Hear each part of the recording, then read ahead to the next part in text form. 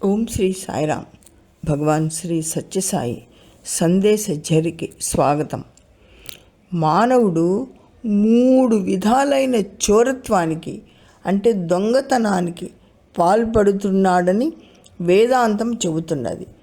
చోరత్వానికి శిక్ష దుఃఖం. తనకు పేరు లేకపోయినా దేహంనకు ఒక పేరు పెట్టుకుంటున్నాడు. ఇది నామచోరత్వం. దేహమే తానుగా భావించుకోవడం. తనకు రూపం లేకపోయినా ఒక రూపం ఉందని భావిస్తున్నాడు. ఇది రూపచోరత్వం. 3వది, తనకు దుఃఖం లేకపోయినా దుఃఖాన్ని తెచ్చి పెట్టుకుంటున్నాడు. ఇది గుణచోరత్వం.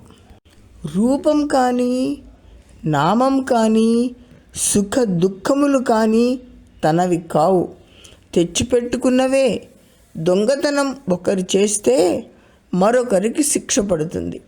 ఇక్కడ మనం చక్కగా విచారించినట్లయితే పాపం చేసేది దేహం కానే కాదు. ఈ పాపం మనసు చేస్తున్నది, శిక్ష దేహానికి పడుతున్నది. ఒక కత్తి తీసుకొని వచ్చి ఒకరిని కొట్టామనుకోండి, దోషం కత్తిదా కొట్టినవాడిదా? కత్తి కేవలం ఒక పనిముట్టు. మనసు దేహాన్ని పురికొల్పుతుంది. దేహం కొట్టిన దేహం కేవలం ఒక సాధనం.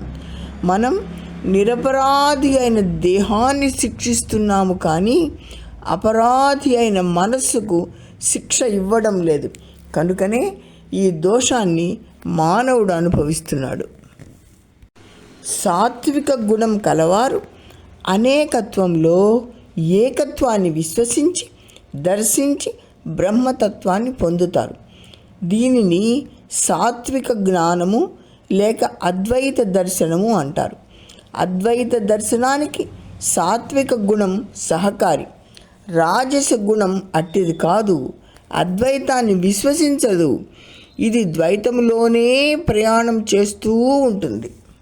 తామసిక గుణం కూడా అద్వైతానికి పూర్తిగా విరుద్ధం. ఇది ఏకత్వంలో అనేకత్వాన్ని భావిస్తూ ఉంటుంది. కనుకనే తామస గుణం కలవారు తత్వజ్ఞాన శూన్యులైపోతారు అన్నారు బాబావారు. భగవాన్ శ్రీ సత్యసాయి బాబావారు ప్రవచించిన మాయ దైవం యొక్క నీడ అనే టైటిల్ తోటి సనాతన సారథి జూన్ 2016లో ప్రచురితమైన సమాచారం నుండి దీనిని సేకరించడమైనది. జై సాయిరామ్.